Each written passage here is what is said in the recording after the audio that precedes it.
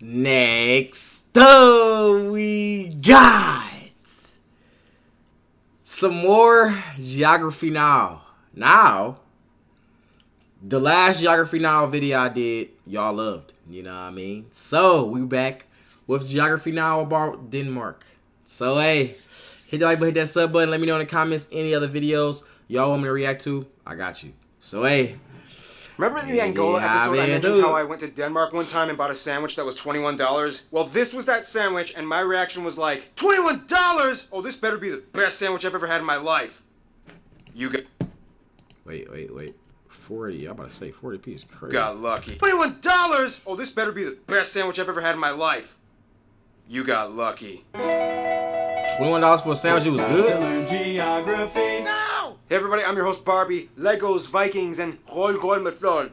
We got a lot to cover, so let's jump in. What was that?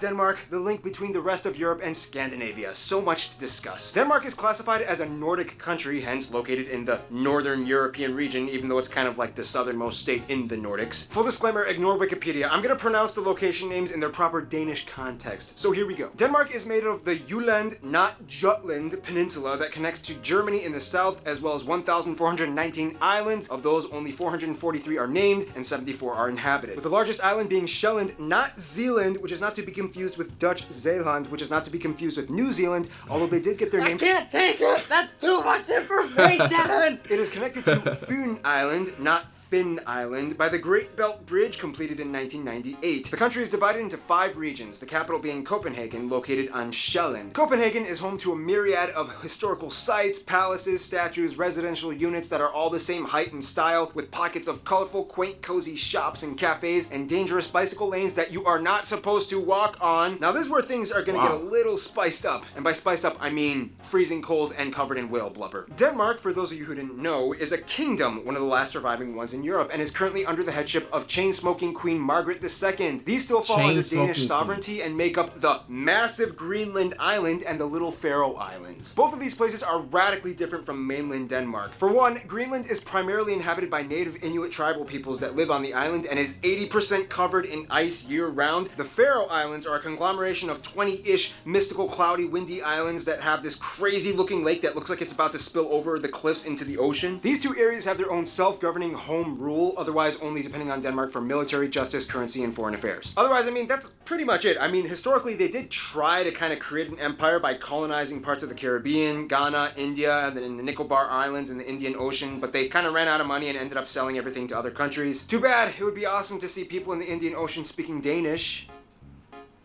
Nonetheless, mainland Denmark is kind of like a fast-moving economic machine. Let's talk about how.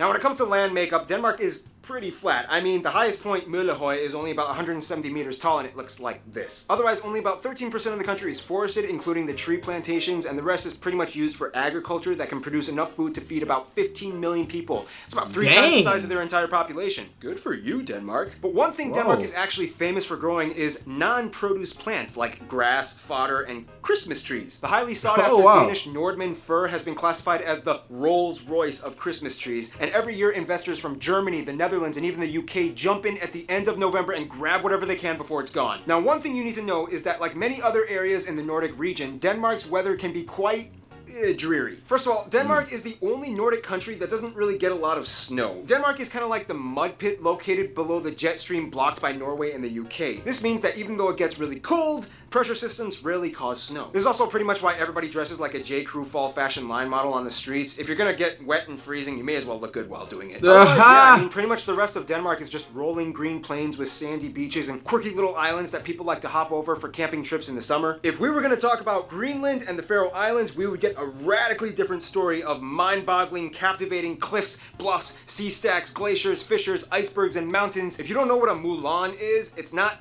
this, but this. This moulin is large enough to swallow a school bus. I'll have to say that for another video. They'll come out in 9,374 years. In the meantime, let's talk about the people. No. See, we're talking about this now. But we'll have to say that. Have to swallow. Great documentary by Yale Climate Connections. Oh, a school bus. Mulan? What the fuck is Mulan? Mulan? Is it just MILN? Oh, here we go. It's like a roughly circular, vertical or nearly vertical whale-like shaft formed where a surface melt stream exploits a weakness in the ice. The term derived from the French word mill. So it's literally just like a wow. That's kind of crazy. That's actually kind of scary now. I think. Look at this dude. Wow, yeah, you better chill, buddy. You better chill. You better chill, buddy. Dang.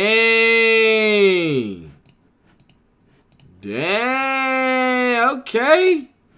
Definitely scary, but hey, that's some things you would want to experience one time in life. But we'll have to save that for another video that'll come out in 9,374 years. In the meantime, let's talk about the people. Alright. Now this is gonna get really fun. Denmark's people are really unique in their cultural, historical, and postmodern upbringing. First of all, the country has about 5.7 million people and is one of the highest taxed countries in the world. About 89% of the country identifies as ethnically Danish, about 11% are others. Some of the largest groups in the other category. So I've heard of a Danish though. I've heard of that. I heard a Danish. I think it's like a bread. And it's like a type of bread, right? Or like a yeah, like Danish bread. That's what it is.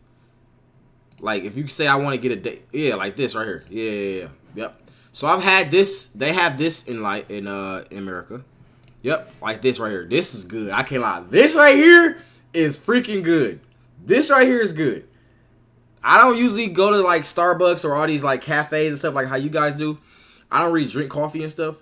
But I remember in the last video we talked about, they said, you know, people in the EU, they like to go sit down, have a coffee and a pastry, right? And right here is exactly some type of stuff I would get, all right? Let me know in the comments what type of Danish you guys like. I really only know that type of Danish. We know we have stuff like, okay, this does mean like a different flavor. I know this is just, this is dough. But yeah, this right here, that one is amazing. This is amazing, bro. I low-key want to get some right now. Like, this is so good. Like, I don't know what about it. This is good. Like, man. I want some. Are they showing you how to make it? Oh, that's like kind of sweet. Oh, they show you how to make it. Next, you flatten into discs. Oh, wow.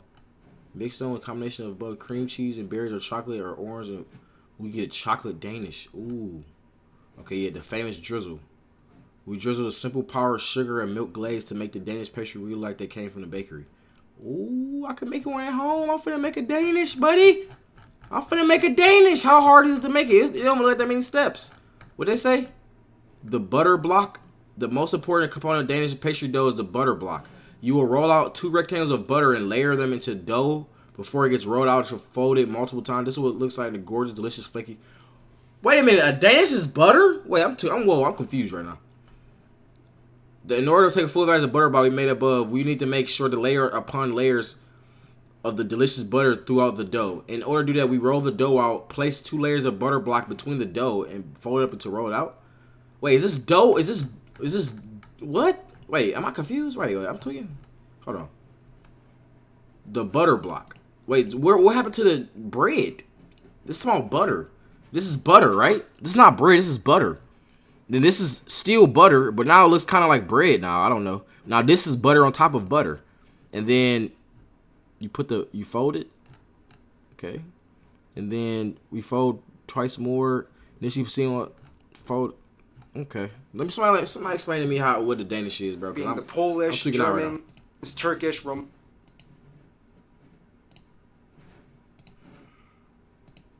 Iraqis, and Afghans. Groups in the other identifies as ethnically Danish. About 11% are others. Some of the largest groups in the other category being the Polish, Germans, Turkish, Romanians, Iraqis, and Afghans. Now when it comes to Danish culture, there's a lot behind it, but in a nutshell, Vikings. Vikings pretty much had their start in what is now present-day Denmark, and whom pretty much dominated all of the Nordic regions as far as Newfoundland in Canada to Estonia. Which is why most of the Nordic states and regions can pretty much understand each other when they talk. Danes, Swedes, Norwegians, and Icelanders can generally understand each other as they have the same basic linguistic structure. Sure, there are subtle discrepancies, but overall they can kind of get by conversationally. Granted, there's a saying, the Norwegian and Swedish languages sound like dancing fairies, whereas the Danish language sounds like a dude with a potato in his mouth. By the way, anybody who wants to learn Danish, full disclosure, it's gonna suck. The J makes the Y sound, the Y makes the U sound, the V makes a W sound, the R makes a R sound, the H is silent half the time, a ton of the letters are never even used, and don't even get started on A, U, and O. I kind of discovered a little trick though when I went to Denmark. When speaking Danish, all you really have to do is kind of like pronounce the first part of the word that you think makes a sound, and then just kind of like give up on the rest of the word. For example, Copenhagen, Nubrogen, Lufstrand.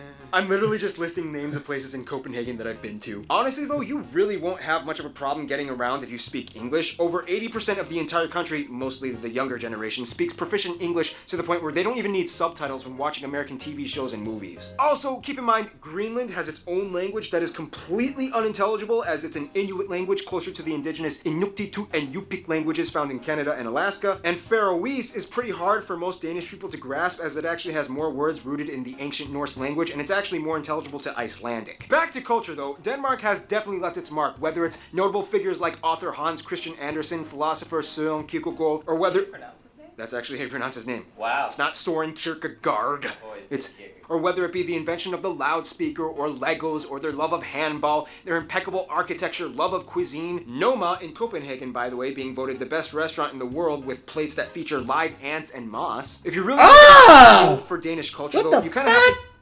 What the fuck you mean? Architecture, love of cuisine. Noma in Now you look up. Okay, he said Copenhagen, by the way, being voted the best restaurant in the world, right? All right, let's look up what the best restaurant in the world is. All right, since you want to talk crazy, right? We're gonna see best restaurant in the world. Mido in Lima. Okay, they don't say that. They say I don't see nothing in here. I don't see it. I don't see it. But whatever. What's it in the called? world Noma? with plates that feature love of cuisine, loudspeaker, or Legos, or their love of handball, their impeccable architecture, love of cuisine. Noma in Noma. All right, let's see.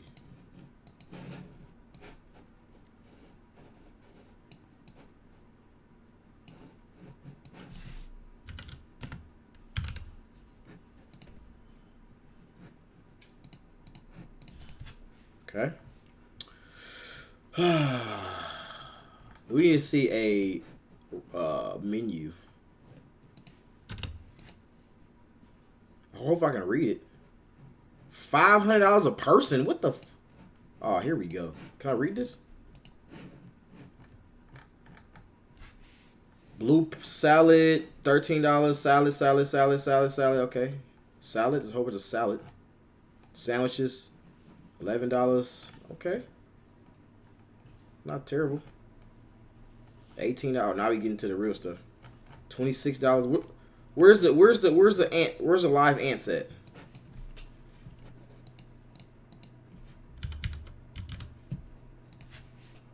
Oh my God, what is this? They got ants on top of what the why would you even want to eat? How do you even eat this? What does this even mean?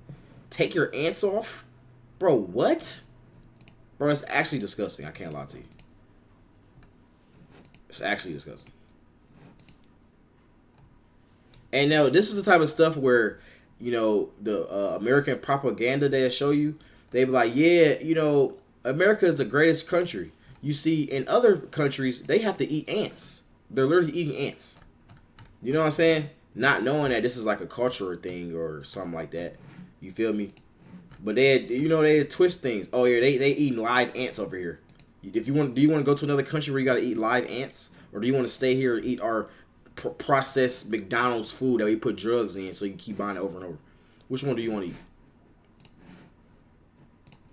It's crazy. Crazy, bro. It's crazy.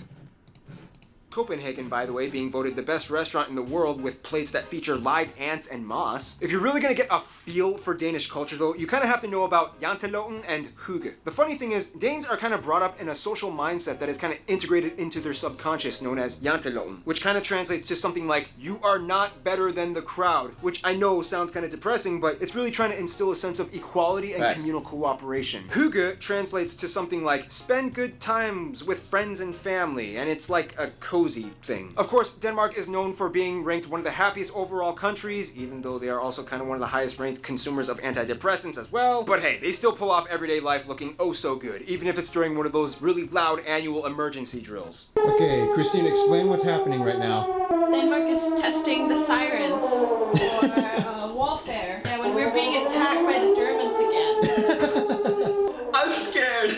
I'm really, really scared right now. Let's run to the security basement.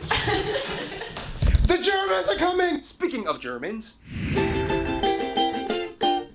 Now, we all know that one person we're all kind of jealous of because they're kind of rich, well-adjusted, and have a ton of friends, and they're like kind of good-looking. Well, that's Norway. Denmark is a little bit rockier. No, but seriously, for such a small nation, Denmark has a huge entourage of friends, and it's almost kind of hard for anyone in the world to dismiss them at a party. As a founding member of the EU and NATO, Denmark has had roots planted in diplomacy for decades. First off, Denmark generally gets along with Germany. Business between the Germans is a hugely integral part of their economy, and Denmark acts like the gateway to Scandinavia for them and the rest of Europe. The US and the UK are incredibly close as both tangible and cultural imports have been established for centuries. For a while, the Danes even took over parts of the UK, which is why to this day the English language still retains hundreds of Old Norse-derived words like leg, dog, and window. The closest friends, though, would have to be the Nordic countries, Finland, Sweden, Norway, and Iceland. These four are without a doubt Denmark's closest friends, even though Sweden and them have kind of had more wars and battles historically than any other two states in the world. They've moved on and grown up. Out of the Nordic countries, though, Norway would probably be considered their best friends. Danes are obsessed with Norwegians and often consider Norway the girlfriend they took away from Sweden. In conclusion, Denmark is the rich, rainy rascal that always seems to show up on time for every party, but somehow gets all his work done in an organized, efficient manner. Stay tuned, Djibouti is coming up next. Oh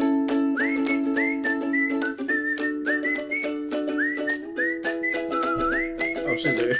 This dude be trolling so much, I don't know if it's actually the end of the video or not. Anyways, though, hit the like button, hit that sub button. I love y'all. Let me know what the next country we should do. I love y'all. We out.